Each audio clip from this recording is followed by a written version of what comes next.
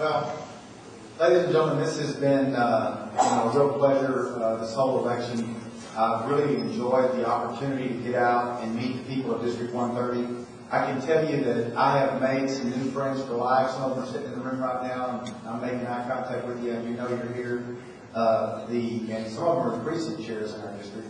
But let me say this, that when I made this decision with my wife, and we prayed about it, we talked about it, and we said, you know, we're at a point in our life where we can give the time that's necessary to represent the people of District 130.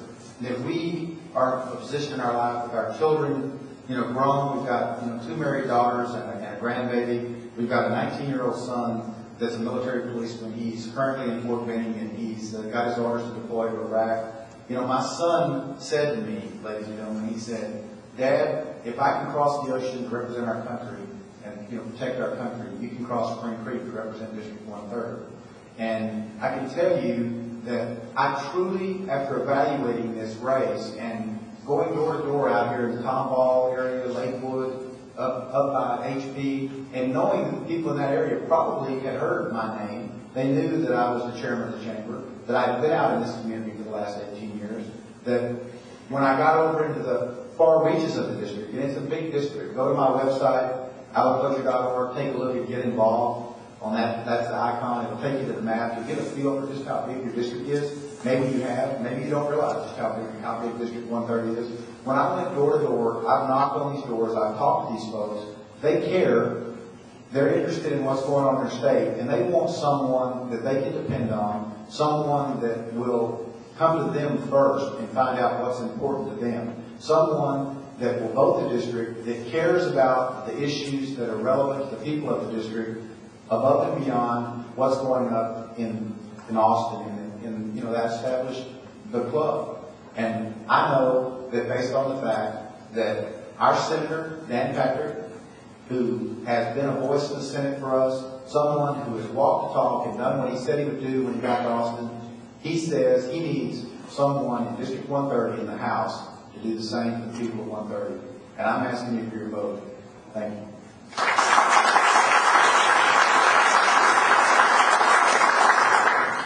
I've lived in this district for, since 1995, and my family, my kids have gone to school here, and in South Fair and in Tomball.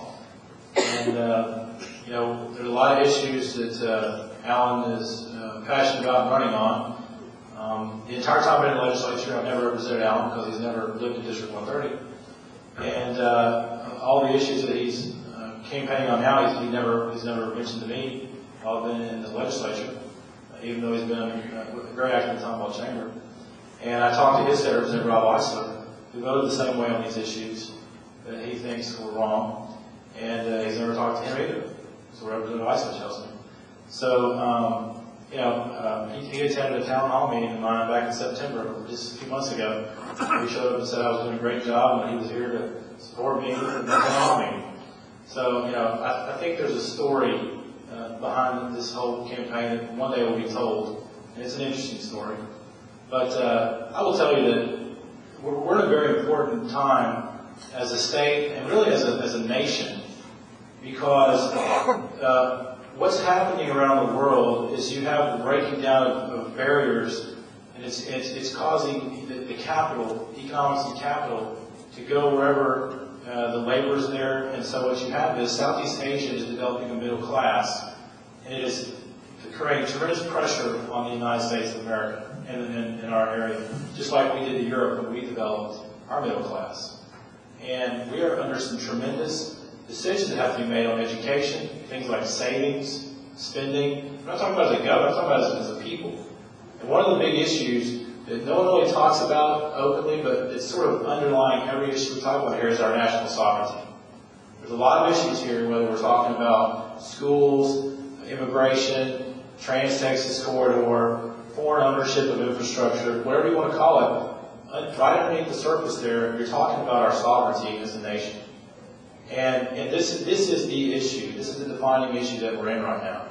And so we can talk about taxes and spending and all these things. They're very important. But every one of those in this state is tied to the issue of national sovereignty. And so this is an important time that we're in.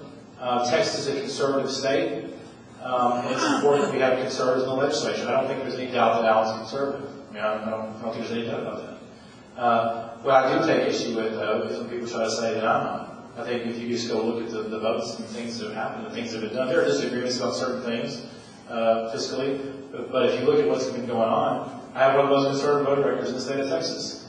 And those of you that have helped with your problems in your subdivisions, or you personally, unlike some of the legislators, my staff, we do serve the people on their problems and right at the ground level.